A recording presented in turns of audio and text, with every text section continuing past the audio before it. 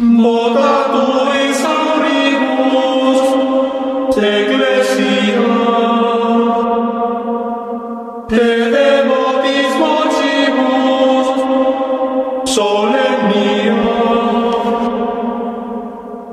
Modatui Sauribus, Ecclesia,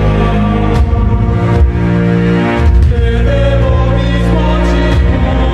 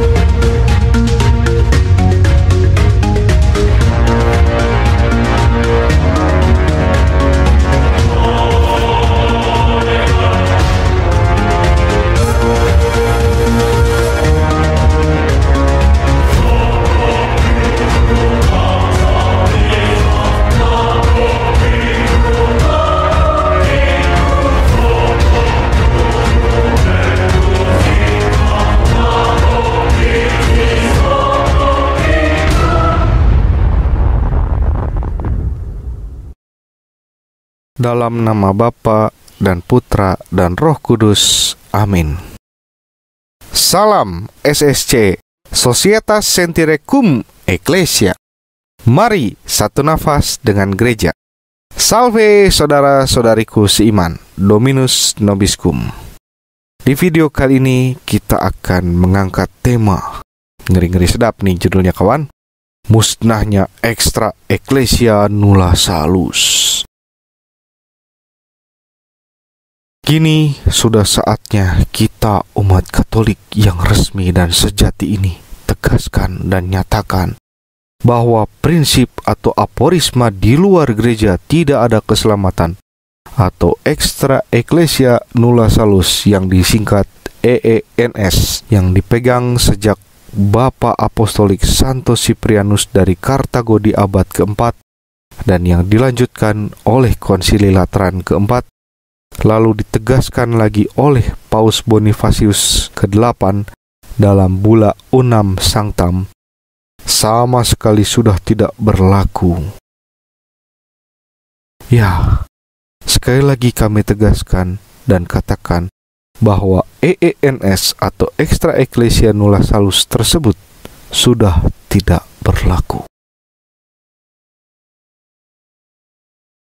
Lebih tepatnya, tidak berlaku lagi di benak dan pikiran, atau lebih tepatnya di asumsi pikiran-pikiran yang sungguh tidak paham apa-apa soal gereja Katolik itu sendiri. khususnya Konsili Vatikan kedua, guys.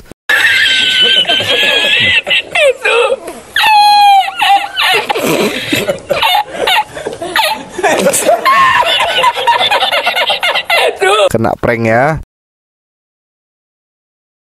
Mengapa demikian? Karena pihak-pihak yang tidak bisa senafas dengan magisterium resmi sejak Konsili Vatikan kedua dicetuskan masih saja menegaskan secara bulat bahwa extra ecclesia nulla salus sudah tidak berlaku lagi. Sebagaimana tuduhan yang berikut ini. Let's check it out, guys. Ini jelas-jelas melanggar doktrin extra ecclesiam nulla salus. Dengan demikian, dalih para pendukung konsili yang ngotot bahwa doktrin extra ecclesiam nulla salus tetap dipertahankan oleh Konsili Vatikan kedua langsung gugur dengan sendirinya oleh dokumen Konsili Vatikan kedua yang justru dengan eksplisit mengakui ada keselamatan di dalam kelompok bidat dan skismatik. Memang benar seperti klaim para pendukung Konsili Vatikan kedua, teks yang mendukung doktrin extra ecclesiam nulla salus juga ada dalam dokumen Konsili Vatikan kedua. Tapi dalam kenyataannya terbukti teks tersebut hanya hiasan pelengkap yang tidak pernah diterapkan dalam hidup menggereja. Ya, seperti yang kita ketahui bersama, tuduhan semacam itu memang senantiasa dianut oleh mereka yang menolak Konsili Vatikan kedua atau anti terhadap Konsili Vatikan kedua itu sendiri, yang menamai diri sebagai kelompok tradisionalis. Sehingga posisi mereka secara logis adalah ekstrim kiri terhadap Konsili Vatikan kedua itu sendiri. Bagaimana tidak, mereka semakin kokoh dalam menganut tuduhan basih yang demikian. Pasalnya, terdapat ekstrim kanan sendiri yang salah paham terhadap inklusivitas Konsili Vatikan kedua. Entah salah paham atau malah sengaja memanfaatkan inklusivitas Konsili Vatikan II tersebut. Mereka ini adalah sesama kita sendiri yang berpola paham liberal indiferentisme, yang turut membenarkan tuduhan dari para ekstrim kiri bahwa aporisma extra ecclesia nulla salus sudah tidak berlaku lagi pasca Konsili Vatikan kedua. Fakta semakin kokohnya dan menyebar indiferentisme itu sebagaimana yang diperlihatkan dalam ulasan salah satu kutipan buku berikut ini.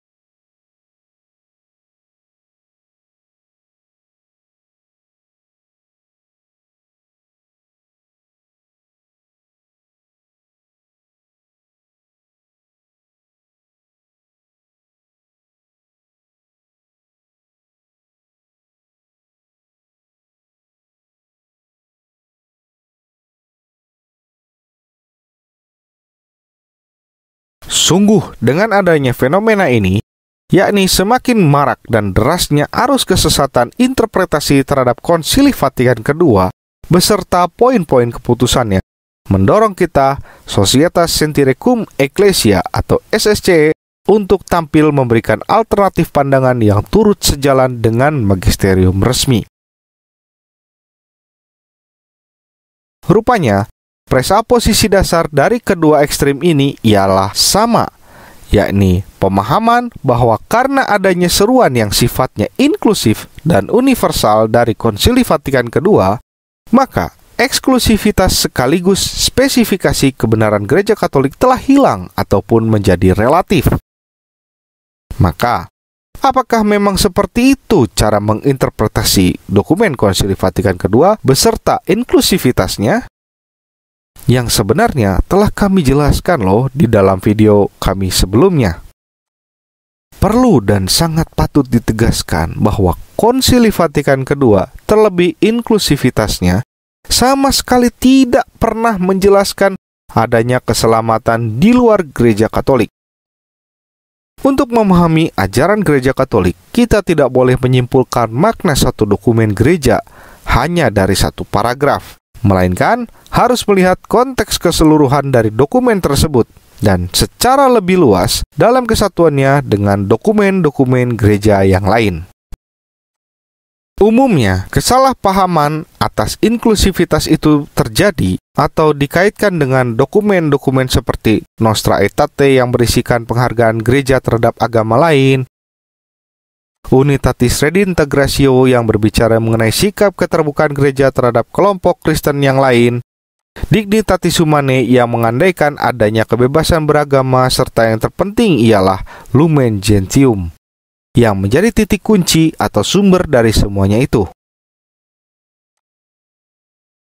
Karena di dalam Lumen Gentium, yang tak lain merupakan konstitusi dogmatis tentang gereja, terdapat Lumen Gentium 8 yang menegaskan bahwa gereja Kristus ada di dalam gereja Katolik, serta Lumen Gentium 16 yang menegaskan rencana keselamatan pun meliputi umat Muslim dan Yahudi. Jadi, kita akan meluruskan di sini apa yang disalahpahami mengenai dokumen titik kunci dari inklusivitas itu sendiri, yakni Lumen Gentium nomor 16 itu sendiri, yang menjadi dasar bagi dokumen-dokumen lain yang disalahpahami. Berikut ini adalah kutipan yang menjadi sumber permasalahan di dalam Lumen Gentium 16 itu sendiri.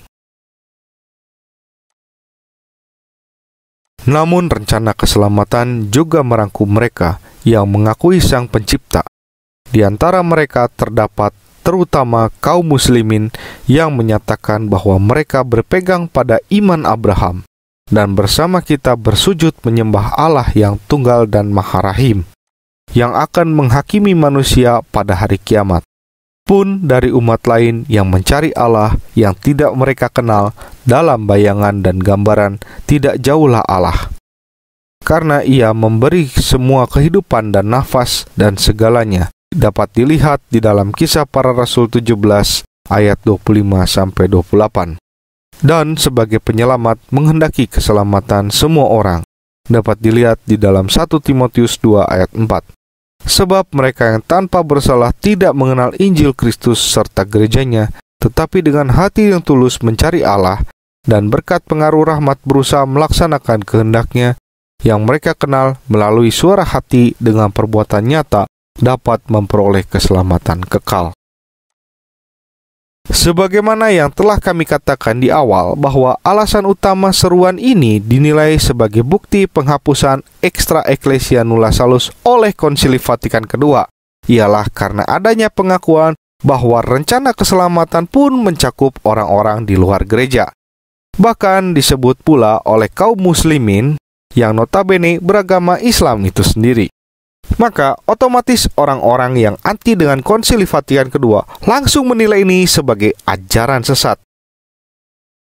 Biasanya mereka akan menilai bahwa akar dari kesesatan ini ialah teologi inklusifnya Karl Rahner, sebagaimana video berikut ini. Oke, nah sekarang masalahnya dari manakah munculnya ajaran sesat Konsili Vatikan II yang secara implisit menyatakan semua agama menyembah Tuhan yang sama. Jadi bukan cuma Islam sebetulnya, tapi semua agama akhirnya sama, ya. Nah ini munculnya dari Karl Rahner ini mengajarkan teologi yang inklusif, ya. Sekalipun gereja Katolik adalah satu-satunya jalan keselamatan yang paling benar, namun semua agama lain ikut memiliki kebenaran dan kebaikan yang ada dalam gereja Katolik dalam gradasi yang berbeda-beda. Oleh karenanya, mereka juga ikut dalam menjadi sarana keselamatan yang bersumber pada karya penembusan Yesus Kristus. Itu kata Karl Rahner, ya. Jadi dari sinilah dia mengatakan bahwa penganut agama lain itu juga Kristen anonim, ya, dalam gradasi tertentu mengakui juga kebenaran Kristus. Konsekuensinya, ya oke. Baptisan dan keanggotaan gereja Katolik itu bukan prasyarat lagi, ya, bagi keselamatan, karena semua agama menyembah Tuhan yang sama dan mengambil bagian dalam keselamatan yang disediakan oleh penebusan Yesus Kristus. Sesungguhnya, terkait tuduhan ini, di video kami sebelumnya, kami telah memberikan bantahan bahwa inklusivitas itu telah berkembang dan eksis di dalam gereja Katolik di masa pra atau sebelum dicetuskannya teologi Kristen anonim dari Karl Rahner sendiri, dan diputuskan Lumen Gentium 16 oleh Konsili Vatikan kedua seperti video berikut ini.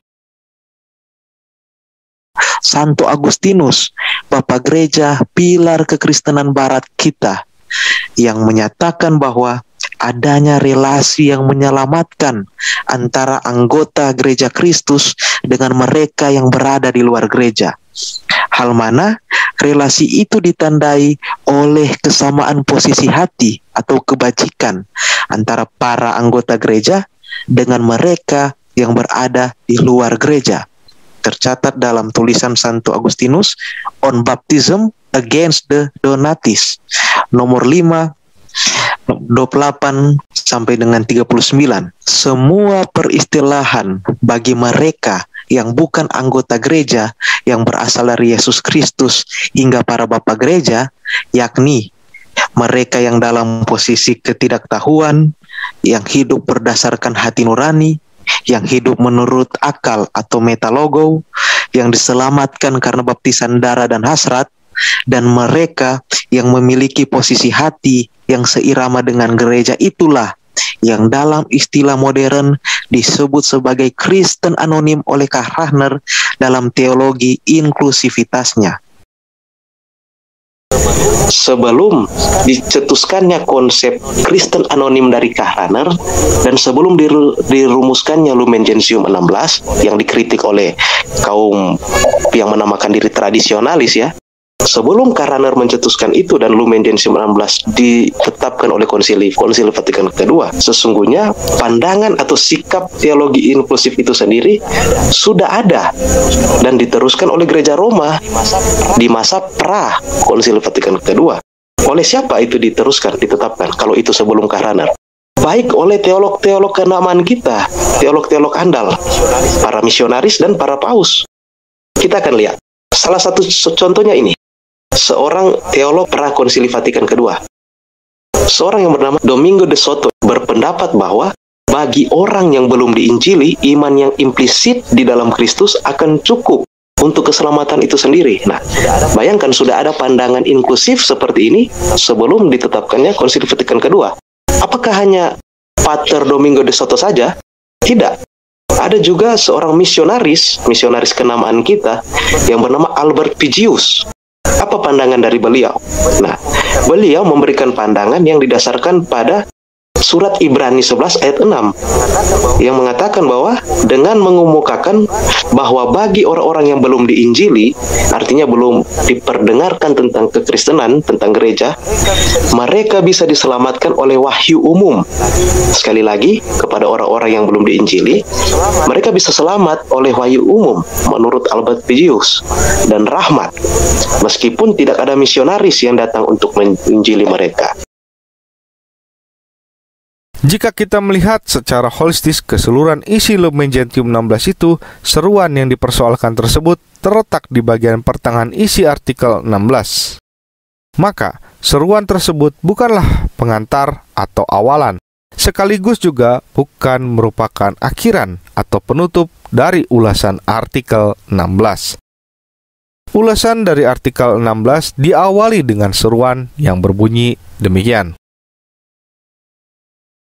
Akhirnya mereka yang belum menerima Injil dengan berbagai alasan diarahkan kepada umat Allah, terutama bangsa yang telah dianugerahi perjanjian dan janji-janji serta menerapkan asal kelahiran Kristus menurut daging. Lihat di Roma 9 ayat 4 sampai dengan 5. Bangsa terpilih yang amat disayangi karena para leluhur, sebab Allah tidak menyesali karunia-karunia serta panggilannya. Lihat dalam Roma 11 ayat 28 sampai 29. Bagian pertama dari awalan artikel 16 Lumen Gentium ini yang ditandai dengan tanda kutipan rujukan yang diambil para magisterium dari tulisan pengajarannya Santo Thomas Aquinas dalam buku Summa Theologica, buku nomor 3, pernyataan ke-8, bagian A, sanggahan jawaban 3.1. Sedangkan untuk bagian seruan yang dipersoalkan sendiri, tepatnya pada bagian berikut. Sebab hingga memperoleh keselamatan kekal adalah kutipan yang dirujuk oleh magisterium dalam Konsili Vatikan Kedua dari tulisan surat kongregasi S. Officii kepada Uskup Agung Boston sebagaimana tercatat dalam Denzinger nomor 3869 sampai 3872.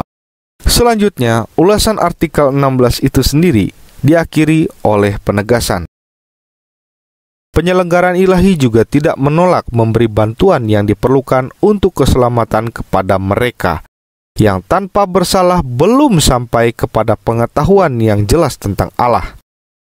Namun, berkat rahmat ilahi berusaha menempuh hidup yang benar.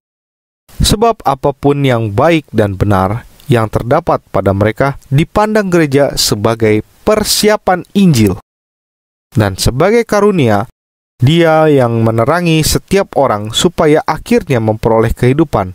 Tetapi sering orang-orang karena ditipu oleh si jahat jatuh ke dalam pikiran-pikiran yang sesat, yang mengubah kebenaran Allah menjadi dusta dengan lebih mengabdi kepada ciptaan daripada Sang Pencipta.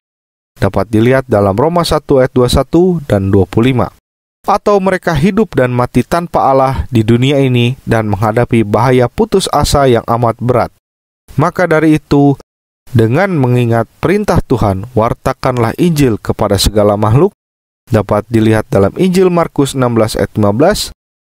Gereja dengan sungguh-sungguh berusaha mendukung misi-misi untuk melanjutkan kemuliaan Allah dan keselamatan semua orang itu. Dalam penegasan penutup dari artikel 16 ini, bagian yang memiliki tanda rujukan ialah merupakan kata-kata pengajaran yang diambil oleh Bapak-Bapak Konsili Vatikan Kedua dalam karya Bapak Gereja Eusebius dari Kaisarea yang berjudul Persiapan Injil 1,1 PG 2128 AB. Sehingga ketika kita melihat secara holistis bagian per bagian dari Lumen Gentium 16 ini, kita bisa menarik kurang lebih dua kenyataan. Pertama, isi dari Lumen Gentium 16 bersifat historis sekaligus berciri kontinuitas. Oleh karena itu, berisikan kutipan-kutipan pengajaran di era sebelum Konsili Vatikan Kedua berlangsung itu sendiri. Misalnya, terdapat tulisan Bapa Gereja di abad ketiga. Itu tandanya Lumen Gentium 16 ini memiliki dasar historis dan tradisionalistis. Kedua, selain kita temukan di dalam isi Lumen Gentium 16 ini bersifat historis dan berciri berkelanjutan dari ajaran tradisi gereja kuno, kita juga melihat bahwa tidak ada bukti pengaruh teologi Karl Rahner sama sekali di dalam Lumen Gentium 16 ini. Bahkan di bagian seruan yang dipermasalahkan itu sendiri pun sama sekali tidak merujuk kepada pandangan Karl Rahner.